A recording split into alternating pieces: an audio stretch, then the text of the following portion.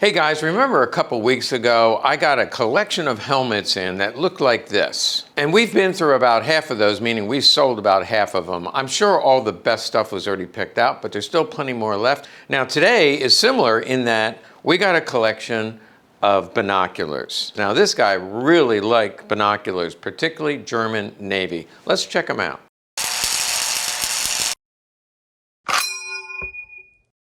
Okay, binoculars. Now, the caveat starts off the same way as the helmets. I was not an expert on helmets, still am not. So we brought in Dave Wyatt to help us as an expert. We also had one of our staff work on these in terms of looking them up, doing research. So I'm also not an expert on binoculars. I collect World War II weapons, and that's what most of my videos are about. But let's take a look at some of these binoculars. They certainly are collectible. And by and large, these are all military grade. Most of them are Kriegsmarine or German Navy. So for example, this one is pretty common. The military binoculars will often have a 3-digit code, and this one comes with a plus, which means it was adapted for cold weather. They sealed the optics a little bit better for cold weather, and so usually there's that blue plus mark right there. They do have a serial number, they have a maker mark, and you can see the power of the binoculars. So this is just a standard military pair of binoculars. And prices range for anywhere from $250 all the way up to $2,500 for a set of Kriegsmarine U-boat binoculars. We'll talk about those. But I already mentioned a lot of these are Kriegsmarine. You see these have rubber protection here, rubber protection here, rubber protection here, rubber protection here. So these are made for the Kriegsmarine all-weather gear outdoors in the salt air or rain. Also, this pair looks like a typical military grade. But if we look, first of all, this is a Bakelite cover that comes down. So again, Bakelite cover. That's the same material they use for Black Widow grips, by the way, Bakelite. You can see down here that we have a Kriegsmarine. That's a Nazi eagle with an M underneath for Marine. And the N property mark means it went to the North Sea Naval Base. So this was used by the Navy. And then over here we have the maker information. But many of the Kriegsmarine models look more like this. This is just a really nice pair. You can see the rubberized covers for here and here went to the Kriegsmarine. Now, when you're buying these, you can see that these are beat up. You want to get them authenticated, but we can also see that this is a replacement strap. And somebody even, actually that's a post-war marking, but this is a replacement strap, not the original strap. When you want one and get one with the original strap, it's going to look more like this. It should look like a piece of leather from 80 years ago. So this one looks correct. Again, very similar, got the Bakelite cover, rubberized optics or covers for the optics. And all of these are pretty much the same. All of them are Kriegsmarine. These, very heavy by the way, you could do barbells with these. These are 12.5 pounds a piece. And what happened on the U-boat, they would run up the conning tower when they surfaced. They would, there's a place to insert this onto a stand, and they would go out and look for airplanes or boats on the horizon. Very heavy. This is how they're marked. You can see the maker, some different information.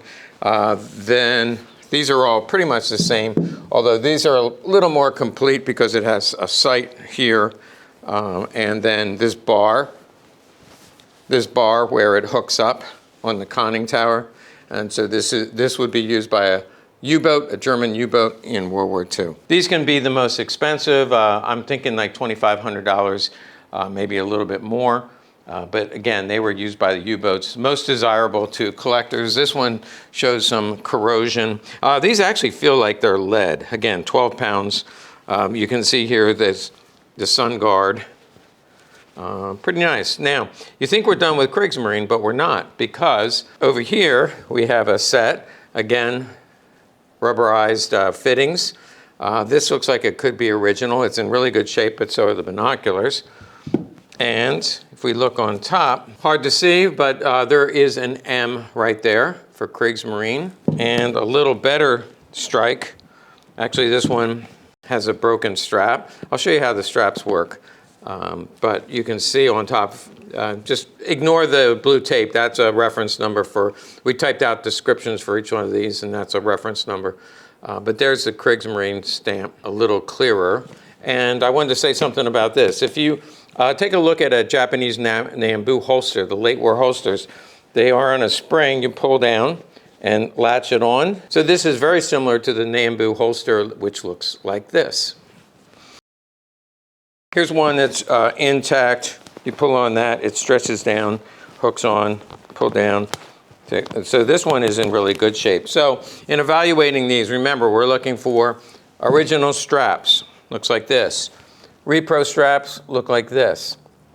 We're looking for the pull down latch that is intact and not broken. We're looking for marks that are well struck.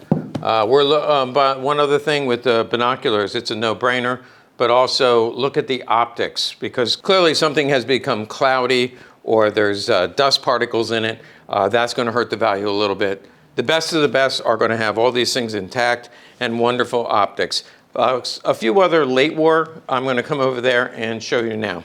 This row are all late war military grade. What's interesting about them, the material, these are made from, these are all plastic. They're very light. By the way, some of those, it feels like they're lead. I don't know what they're made of, but they're very heavy. And some of them were aluminum down there, the Kriegsmarine ones. A lot of those are aluminum. This looks like an original strap. Again, late war Bakelite. This is all Bakelite.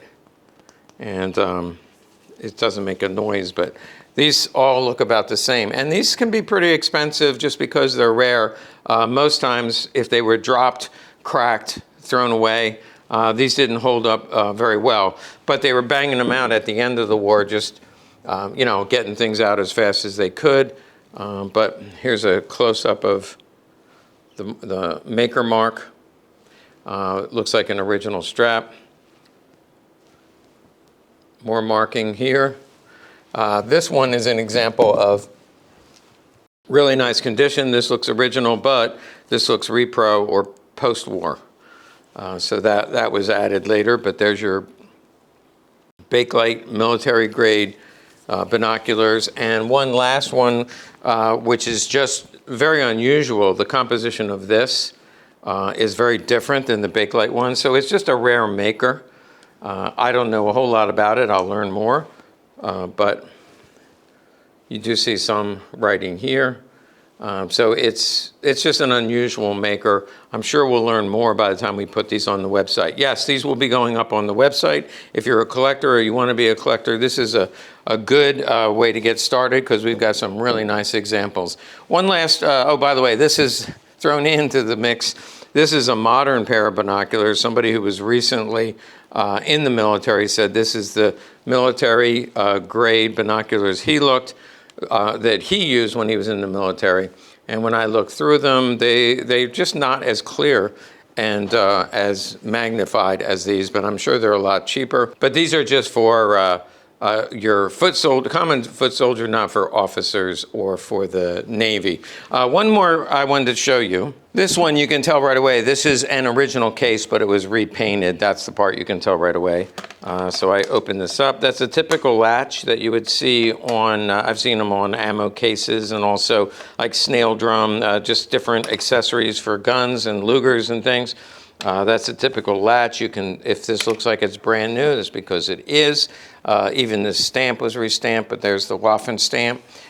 These are real Kriegsmarine binoculars, but they have been repainted, AKA restored. Just like a gun, you can buy a Luger that's been completely restored. It looks brand new.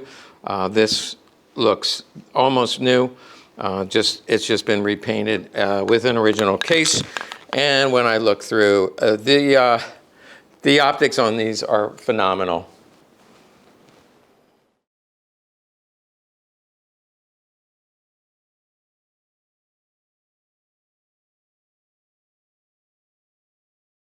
So as you can see, these look brand new, and the optics are just as nice as the outside. And you know, maybe when this was restored, this was also taken apart, and there are people who can do that. I know it's difficult because there's sealed gas in there, but the optics look absolutely perfect. So for a restored set, it looks beautiful, but would be a little cheaper than the original. Hey, I hope you learned something new, or at least found something interesting that you didn't know before. Again, a collection of binoculars, World War II, German binoculars from the military, the Navy, the submarine crews, and I'm sure there's at least a commercial pair or two in here as well. Thanks for watching. Make sure you like and subscribe to our channel, because I actually have some really nice Walders coming up next.